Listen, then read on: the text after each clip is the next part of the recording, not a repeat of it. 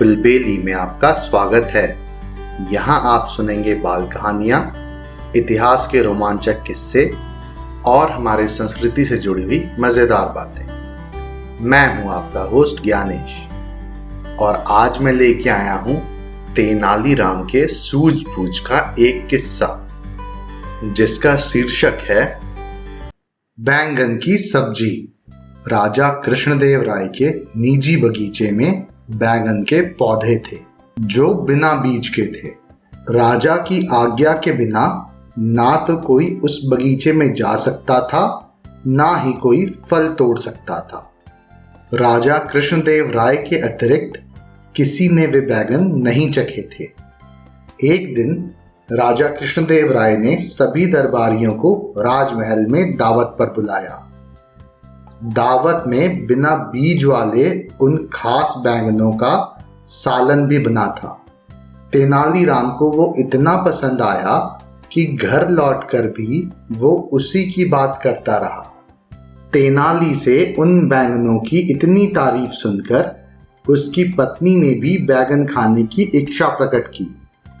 लेकिन मैं वे बैंगन तुम्हारे लिए कैसे ला सकता हूँ? तेनालीराम ने अपनी पत्नी से बोला। अरे महाराज को वो बैंगन इतने प्रिय हैं कि पेड़ से एक भी कम हो जाए तो वो पूरा राजमहल सर पर उठा लेते हैं। मैं तो रंगे हाथों पकड़ा जाऊंगा। पर तेनाली की पत्नी ना मान। उसके हट के आगे तेनाली को झुकना ही पड़ा और वो शाही बगीचे से बैंगन चुरा कर लाने के लिए तैयार हो गया।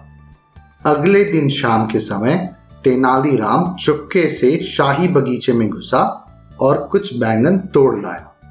उसकी पत्नी ने बड़ी लगन से बैंगन की सब्जी बनाई। सब्जी बहुत अच्छी बनी थी। तेनाली की पत्नी को बहुत पसंद आई। वो अपने 6 साल के बेटे को भी वो सब्जी चखाना चाहती थी, पर तेनाली ने उसे मना करते हुए कहा, ऐसी गलती मत करना।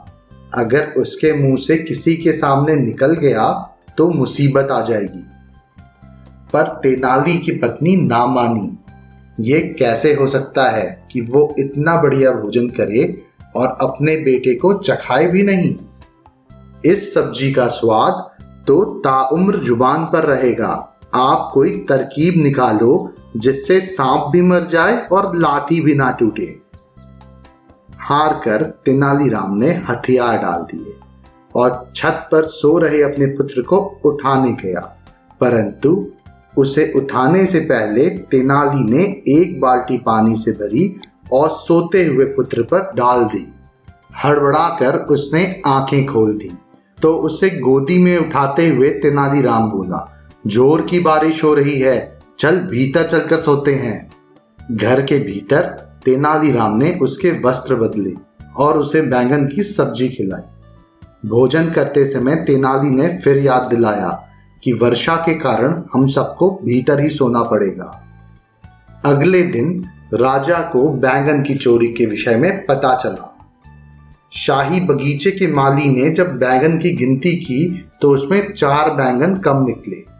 चारों ओर शोर मच गया। पूरे शहर में बैंगन चोरी होने की चर्चा होने लगी। महाराज ने चोर के सर पर भारी इनाम घोषित किया।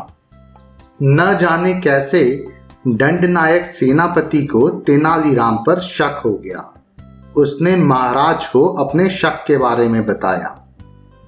उसके अनुसार तेनालीराम के अतिरिक्त किसी में इतना साहस नहीं है कि शाही बगीचे से बैंगन चुरा सके।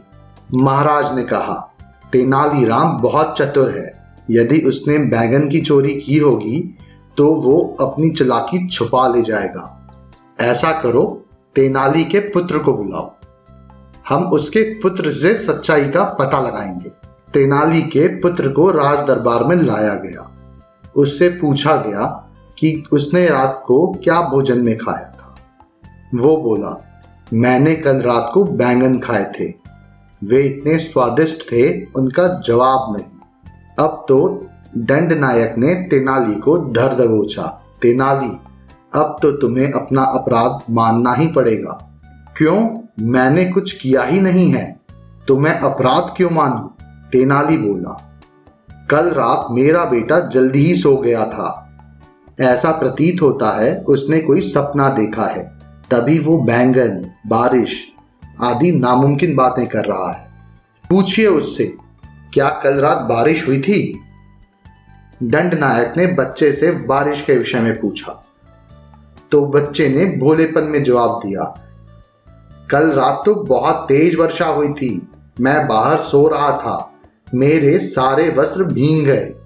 उसके बाद मैं भीतर आकर सोया। वास्तविकता तो यही थी कि पिछली रात शहर में एक बूंद भी वर्षा नहीं हुई थी। बच्चे की बात सुनकर दंड नायक और राजा कृष्णदेव राय चुप हो गए और उन्होंने तेनालीराम पर शक करने के लिए तेनालीराम से माफी मांगी।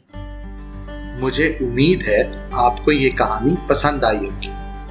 ऐसी और कहानियां सुनने के लिए हमारे चैनल को लाइक और सब्सक्राइब करें। इस कहानी को ज़्यादा से ज़्यादा शेयर करें। जल्दी मिलते हैं एक और नई कहानी के साथ। तब तक के लिए धन्यवाद।